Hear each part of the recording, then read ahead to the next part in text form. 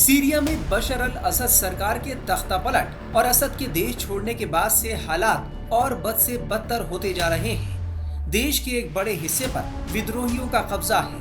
वहीं इजराइल लगातार आक्रामक रुख अख्तियार किए हुए है। सीरिया में बशर अल असद की सरकार गिरने के बाद हजारों सीरियाई सैनिक इराक की सीमा में दाखिल हो चुके हैं। इराकी सुरक्षा बल उनकी मेजबानी कर रहे हैं। सीरिया से सटे इराक ने सुरक्षा व्यवस्था कड़ी कर दी है। इजरायली सेना IDF का कहना है कि हमारी वायुसेना ने सीरिया के स्ट्रेटेजिक हथियार भंडारण पर 350 हमले किए हैं। दमिश्क, होम्स, टार्टस, लटाकिया और पलमायरा में बड़े पैमाने पर anti aircraft batteries, missile, drone, fighter jet और टैंकों को नष्ट किया गया है। इजरायली सेना का अनुमान है कि उन्होंने बशर अल असद के 80% तक सैन्य ठिकाने नष्ट कर दिए हैं। इजराइल ने इस ऑपरेशन को बशान एरो नाम दिया है। इजराइल ने इन हमलों के पीछे ये वजह बताई कि सीरियाई विद्रोहियों के हाथ में सीरियाई सेना के हथियार न लगे, इसलिए वो उन्हें बमबारी कर नष्ट कर रहा है। सीरिया में अलकायदा से जुड़े सुन्नी विद्रोही गुट HTS का कब्जा हो गया है। सिर्फ हवाई हमले ही नहीं बल्कि जमीनी स्तर पर भी इजरायली सेना सीरिया की सीमा के भीतर घुस गई है। हयात तहरीर अल शाम और उसके सहयोगी गुटों के विद्रोह के बाद ही बशर अल असद देश छोड़ने को मजबूर हुए। जुलानी अपने संबोधन में कह चुका है कि नया सीरिया बनाने के लिए कड़ी मेहनत करनी होगी, जो इस्लामी राष्ट्र के लिए एक प्रकाश स्तंभ होगा। यानी जुलानी सीरिया में कट्टर सोच के साथ तालिबान की तरह शरिया कानून लागू करना चाहता है। कई कारण हैं। 2011 से वहाँ पे एक तरह से देखा जाए तो गृह युद्ध चल रहा था। पहले अपराइजिंग थी, अरब अपराइजिंग, जो प्रो डेमोक्रेसी के लोग थे वो लड़ रहे थे। फिर बाद में अलकायदा वहाँ पे आ गया, दाइश फिर आ गई। इन लोगों ने वहाँ पे खिलाफत कायम कर दी। वो कई साल रही, 2-3 साल, उसकी वजह से सब बर्बाद हो गया, इराक भी और सीरिया भी। फिर उसके अलावा ये भी था कि तब से इनका पूरा कंट्रोल तो था नहीं मुल्क के ऊपर। कभी कहीं प्रॉब्लम थी, कभी कुर्दिश की प्रॉब्लम थी, तो कभी ये मिलिटेंट ग्रुप इदलिब सिटी में काफ़ी स्ट्रांग थे। फिर इनका इंटरवेंशन बराबर रहता था। टर्की और इजराइल लगातार पिछले कुछ दिनों से हम देख रहे हैं बॉम्बिंग कर रही थी। इनके जितने वेपन डिपो थे उसको बहुत से अधिकतर को उसने डिस्ट्रॉय कर दिया था। फिर उसके अलावा ये था कि ये आतंकवादी जो ग्रुप हैं वो अपने को अब आतंकवादी नहीं कह रहे हैं, लेकिन इनका पास तो वही है तहरीर अल शम्स का। ये पहले जबहत अल नुसरा थी जो कि एक उसका ग्रुप था, अलकायदा का ग्रुप था। तो ये सारे लोग जो थे लगातार एक के बाद इंसिडेंट होते गए, ये कमज़ोर होते गए। रेवेन्यू था नहीं, स्टेट फेल हो चुकी थी, और फिर सेना ने लड़ने से भी इनकार किया।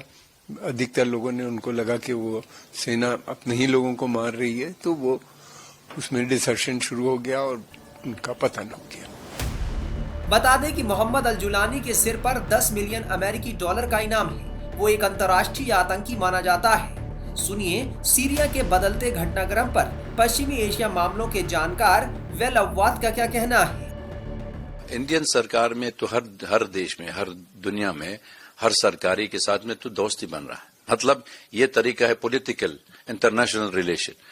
सरकार आते, सरकार जाते, लेकिन देश की बात बहुत मोहब्बत है। तो इंडिया काफी सपोर्ट किया, ह्यूमैनिटेरियन सपोर्ट भी किया। सीरियन मसला का हल, Syrian by Syrian for Syrian, ये तो इंडियन पोजीशन है। कोई युद्ध नहीं मांग रही, कोई फॉरेन इंटरवेंशन नहीं मांग रही। UN चार्टर अप्लाई करना चाहिए, लेकिन शुरू से हमारा देश में फॉरेन इंटरवेंशन हो गया, इजराइल अटैक हो गया, लीबिया ईरानियन आ गया था, रशियन भी आ गया, तुर्किश भी आया था, अरब फोर्सेस भी आया। सबको सीरिया के लिए तोड़ने के लिए तैयार है। इंडिया मेंटेन अ डिस्टेंस, ये तो सब सारी दुनिया का मालूम हो गया। इसलिए रिलेशन विल रिमेन। लेकिन जो खतरनाक है, जो ये अभी तो जब तक IS आया था इधर, पूरी अलकायदा वाली लोग थे वहां पर सीरिया के अंदर। वो काफी हिंदुस्तान वाले लोग भी आया था। ये मतलब 200 कम से कम 200 इंडियन भी आ गया वहां पर। इसलिए थोड़ा से डर लगता है ये इट विल बी क्या hub of terrorism. Jihadist culture शुरू हो गया, जैसे अफगानिस्तान, इराक, ابھی سیریا بھی دوبارہ ہونا چاہیے. تو وی ڈونٹ نو اگر یہ تو سرکاری سیکولر آؤٹ لک ہے, ریلیجس آؤٹ لک ہے, کسی کو معلوم بھی نہیں ہے. کیونکہ جیسے بنگلہ دیش کر دیا تھا, جیسے افغانستان بھی کیا تھا, دنیا کا دیکھنے کے لیے پبلک اوپینین یہ دیکھ لو بہت مدرت ہے. لیکن ہم کو معلوم ہے you can change the clothes of the person, لیکن باقی وہی ہے. The person will remain the same, ideology is the same. تو اس لیے ہم لوگ کہتے ہیں انڈیا شوڈ واچ اینڈ سی کوشسلی. یہ تو ٹیررزم نہیں ہونا چاہیے دوبارہ, کیونکہ انڈیا سب سے بڑی دیش میں, سب سے پہلے والے دیش میں, تو انہوں نے ڈرافٹ بھی کیا تھا compact for comprehensive fight against terrorism. تو UN بھی جمع کیا تھا ڈرافٹ کے لیے, لیکن کسی کا ایکسپٹ نہیں کیا. تو اس لیے terrorism, revival of terrorism is on the card, because vested interest nation ان کے لیے they use terrorism as a tool to achieve their political objective. اسی کا میرا فالو کوشچن جو آپ نے بات کری ہے کہ کیا یہ استھتی القاعدہ یا اسلامک اسٹیٹ کو پھر سے ابھارنے کا کارن بن سکتی ہے, جس سے بھارت کی سرکشا کو خطرہ ہو سکتا ہے؟ بہت خطرہ ہونا چاہیے. اس لیے میں کہہ رہا ہوں we need to watch and see. اگر آپ لوگ کولیکٹو فائٹ اگینسٹ ٹیررزم ہونا چاہیے, you should fight terrorism together. ایسا نہیں کہتے یہ good terrorism bad terrorism. Terrorist is a terrorist, ideology is the same. ایک ٹیررسٹ مار دیں گے لیکن آئیڈیولوجی رہنا چاہیے, ان کے ساتھ میں کوئی فرق نہیں پڑتا. یہ پوری دنیا میں اگر سیریا کل توڑنے کے لیے تیار ہے اور دے ٹرن سیریا ٹو کندہار, پھر اس کی دوبارہ آپ سمجھ لو پوری انٹرنیشنل گلوبل ٹیررزم آ جائیں گی. تو اس کا مقصد ایک ہی ہے, انٹرنیشنل انٹرونشن ان سیریا. تو ہر سیریا ڈس انٹیگریٹ کر رہا ہے. اور دوسری بات can be spread to Baghdad, to Tehran, to New Delhi. تو ہو سکتا ہے, it's all open, the options are open. تو اس لیے one has to watch and see what is the development, کون فورسز ہے اس کے پیچھے جو سیرین سرکاریں جلدی سے جلدی چھوڑ دیا. بڑا سوال ہے کہ جولانی سیریا کو چلا پائے گا یا سیریا میں پھر سے بغدادی جیسا دور واپس لوٹ آئے گا. دیکھیے, اگر یہ آتنکوادی گروپ عراق میں آتے ہیں تو میں سمجھتا ہوں کہ کوئی خطرہ بن سکتا ہے. اور وہاں پہ تیل کی سپلائی ہے, وہاں پہ ایک دوبارہ سے اراجکتا پھیلتی ہے, تو وہ ایک خطرے کا وشے بن سکتا ہے. اور اگر یہ سیریا کے اندر سیمت رہتے ہیں اور وہیں پہ ان کے آپس میں جھگڑے ہوتے ہیں یا ایک اسٹیبل گورنمنٹ بناتے ہیں, تو امیجیٹ اتنا خطرہ نہیں ہوگا بھارت کو. ہاں, اس سے پہلے کی جو حکومت تھی وہ سیکولرزم پہ وشواس تھا اس کا, حالانکہ تھے وہ بھی کافی ڈکٹیٹوریل ریجیم تھی, تانا شاہ کی طرح کام کرتے تھے. اب دیکھنا یہ ہے, لگتا ہے ایسا کہ ایک تانا شاہ کو دوسرا تانا شاہ تو کہیں ریپلیس نہیں کر رہا, اس بات کا خطرہ ضرور نظر آتا ہے. سر, بات کریں امریکہ کے ڈونلڈ ٹرمپ کی. ٹرمپ کے بیان پہ ہماری لڑائی نہیں ہے, یہاں سے انترراشٹریہ پرزنت جیت جا سکتی ہے. دیکھیے, یہ ٹرمپ صاحب کو کوئی ضرورت نہیں لڑنے کی. ان کا کام میں سمجھتا ہوں کہ جو سنگٹھن تھے وہاں کے اوپر, تحریر الشمس جس نے بشر الاسد کو ہٹایا ہے سत्ता سے, انہی نے کر دیا. اور دوسری بات یہ ہے کہ امریکہ کی بیسک پالیسی جو تھی رجیم چینج کی تھی, تو رجیم چینج ہو ہی گیا. اب ان کے مادھیم سے اب یہ دیکھنا ہے کہ آنے والی رجیم کے کس طرح کے سمبند ہوتے ہیں امریکہ کے ساتھ.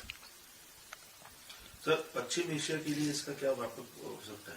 بہت بڑا اثر پڑے گا پشچم ایشیا پہ. پشچم ایشیا پہ ایک تو اثر اس کا سب سے زیادہ پڑے گا کہ عراق کے اوپر سب سے زیادہ. عراق بالکل اس کے بارڈر اس پہ ملتے ہیں, اور دوسری طرف لبنان کے اوپر بارڈر کے اوپر اثر پڑے گا. ایران کے اوپر بہت بڑا اثر ہے, کیونکہ جو ایران کی پالیسی تھی آرک آف ریسسٹنس کی, تو وہ تو بہت ہی کمزور, اس کو ایک بہت بڑا دھکا لگا ہے. اس لیے کہ حزب اللہ کافی کمزور نظر آ رہا ہے, لمبی لڑائی لڑ رہا ہے اسرائیل کے ساتھ. اب اس کی سپلائی سپورٹ بیس بھی کم ہو جائے گا, کیونکہ بیچ میں سیریا آ گیا. پہلے ان کی لگاتار سپلائی بنی رہتی تھی ایران کے ساتھ, ایران وایا عراق. دوسری بات یہ بھی ہے کہ حزب اللہ کا کمزور ہونا یہ سیریا کے لیے اور لبنان کے جو اپوزیشن گروپ ہیں ان کے لیے تو وہ اچھی بات وہ لوگ اچھا سمجھتے ہیں. بہرحال سیریا کے لیے آگے کی راہ آسان نظر نہیں آ رہی.